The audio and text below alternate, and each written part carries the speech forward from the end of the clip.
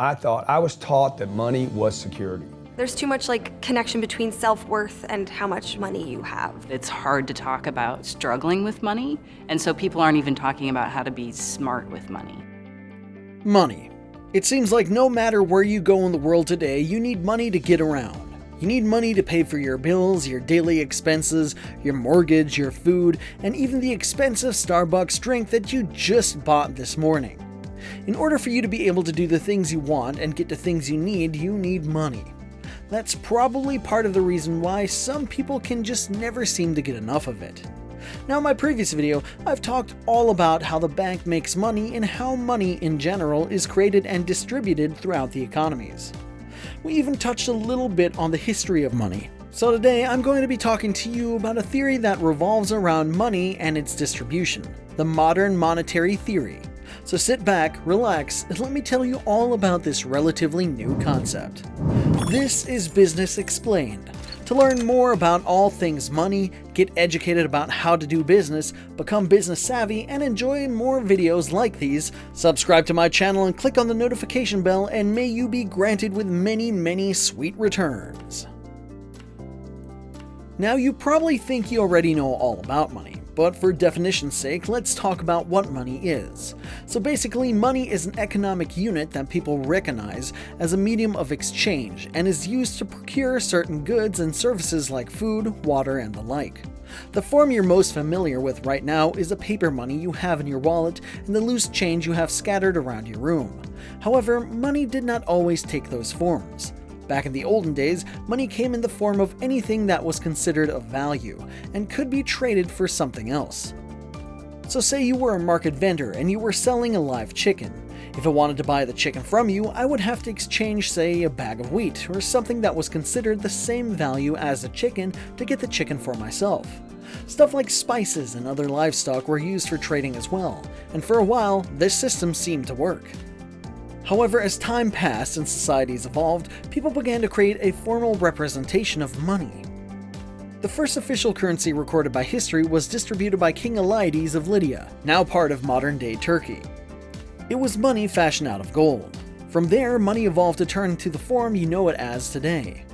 Before we move on, did you know that money doesn't really have any intrinsic value whatsoever? In theory, it only has value because we give it value.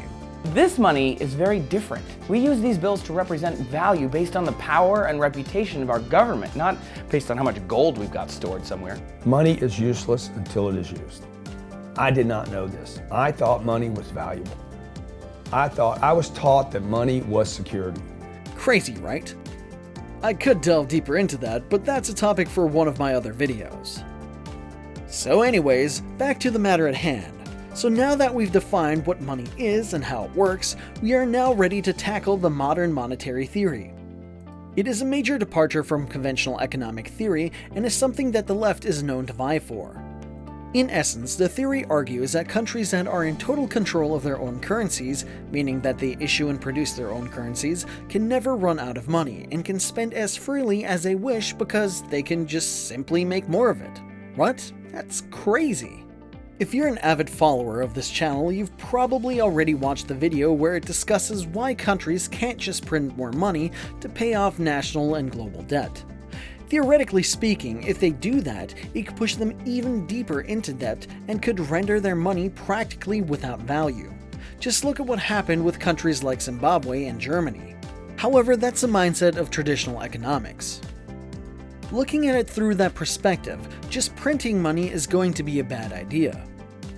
The modern monetary theory, however, is a heterodox macroeconomic framework or something that is outside mainstream market-based trains of thought. Heterodox economists like to analyze factors like historical context and dynamics to get to the bottom of things, and they provide an alternative approach to mainstream economics. So what is this modern monetary theory actually proposing? Is it a viable solution to the lack of money in a given country? Will it end issues like unemployment and hunger? Well, ideally, it could be the answer to a nation's lack of funds.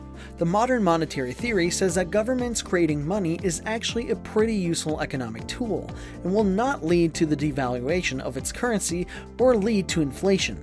It was developed by American economist Warren Mosler, and he was able to think up this theory during his time as a Wall Street trader. According to the theory, if the government is pushed to control its spending and balances its books, so to speak, it would lead to an underperforming economy and everything that goes with that. Again, the notion that governments creating money out of thin air is bad is a traditional economic mindset. However, those who are firm believers of the modern monetary theory press that instances where hyperinflation happens, like the case of Zimbabwe, are actually pretty rare. Case in point was former federal chair Ben Bernanke's case during the 2008 financial crisis. During that year, the federal government had $1 trillion bailout that did not come from taxpayer money. According to Bernanke, it was printed. It was a very chaotic situation, very scary situation, big high-stakes decisions, and in a very uncertain and politically difficult environment. Banks have to hold a lot more capital. That is, they have to be less levered, hold more equity than they did before the crisis. And so it would take a lot more to put a big bank on the verge of failure. That's the first thing. Let's take a look at another case, Japan. Currently, Japan is running on a 240% deficit of GDP. It has even more public debt than the United States. However, Japan currently does not have any inflation. In fact, it has negative inflation. The United States was forced to lower interest rates to nearly zero in order to counter deflation when Bernanke was getting the $1 trillion printed. Contrary to what was expected, the dollar did not drastically devalue. That's why those who believe in the modern monetary theory are convinced that printing money alone is not the reason why inflation happens. According to theorists, it is a lack of goods that trigger inflation. Let's take a look at the cases of Zimbabwe and Germany.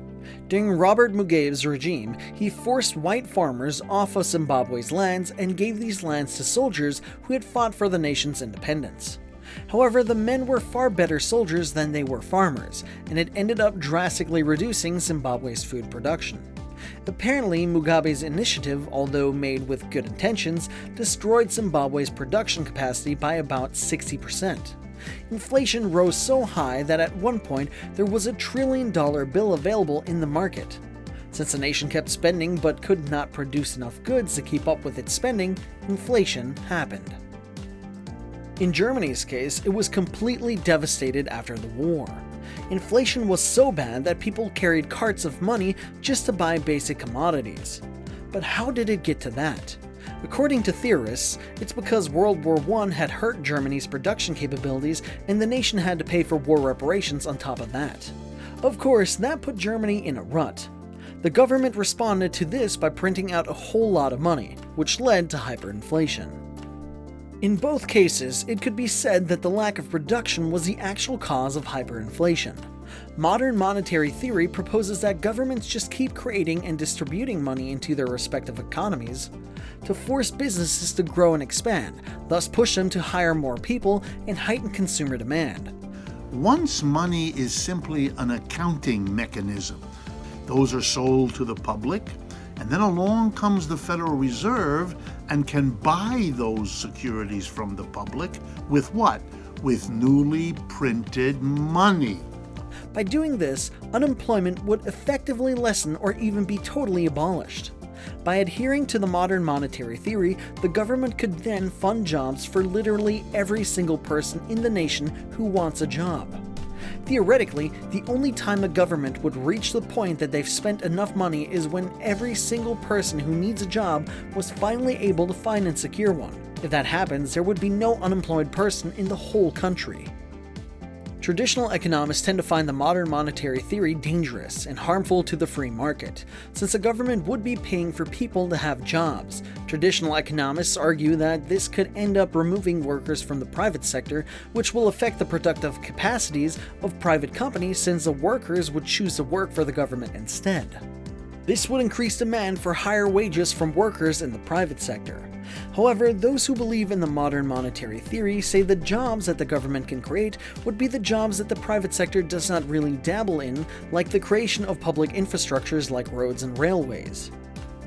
Additionally, the government does not have to offer higher pay than private companies. They simply need to offer minimum wage to all its workers, since that would have no effect whatsoever on employment status. Only when a nation reaches full employment will it be able to say that it has used up all of its resources. If they spend any more than that, it would be a cause for inflation to happen. Taxes should also, according to the modern monetary theory, be able to prevent inflation. If the government taxes money, they could render it useless. However, inflation moves quickly while tax policies are implemented slowly. This is part of what makes the modern monetary theory highly controversial. Traditional economists tend to look at national economies like they were household budgets, in that in order to spend, there must first be some income. Modern monetary draws away from that mindset and instead paints deficits as a solution. Deficits don't put any constraints on the countries that borrow on their own currencies. The theory is highly debated by different political parties, with some factions more notably convinced by the theory's benefits for the economy should it be put into practice. However, the theory has not been ever officially put into practice. What are your thoughts on the modern monetary theory? Do you think that implementing it would help curb a recession and help save people from unemployment? Or is it too idealistic to actually be put into practice? What do you think the modern monetary theory can do? Let's talk about it in the comments section down below. I'll be responding to all of you who place a comment within the first hour. Taxes. Once upon a time when we were younger, our parents talked to us about how one day we were going to have to pay them. Every good contributing member of society pays a particular amount of taxes during a given time frame. If you've bought something at your local supermarket, chances are you've paid for some taxes too. No, really. Take a look at your receipt right now and check on the breakdown of the amount you paid. You'd be able to see the amount you paid for taxes, and you'll see that it actually makes up quite a bit of the total bill.